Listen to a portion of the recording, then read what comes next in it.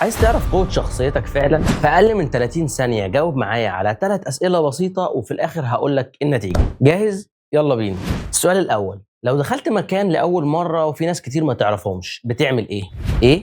تستنى حد يجي يكلمك. B. تبدأ أنت بالكلام والتعارف. اختار بسرعة. مم. السؤال التاني، لو حد انتقدك قدام الناس بتعمل إيه؟ A. تفضل زعلان وتفكر في كلامه فترة طويلة. B. تسمع النقد وتشوف فيه حاجة مفيدة وتكمل عادي. السؤال الثالث والأخير، لو عندك رأي مختلف عن كل الموجودين حواليك هتعمل إيه؟ A. تسكت عشان ما تدخلش في نقاش. B.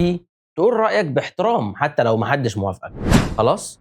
دلوقتي احسب كم مرة اخترت B.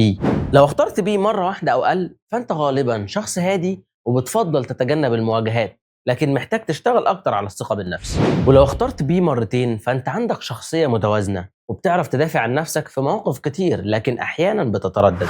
أما لو اخترت بي في الثلاث أسئلة فغالبا عندك شخصية قوية وواثقة ومش بتخاف تعبر عن رأيك أو تواجه المواقف الصعبة.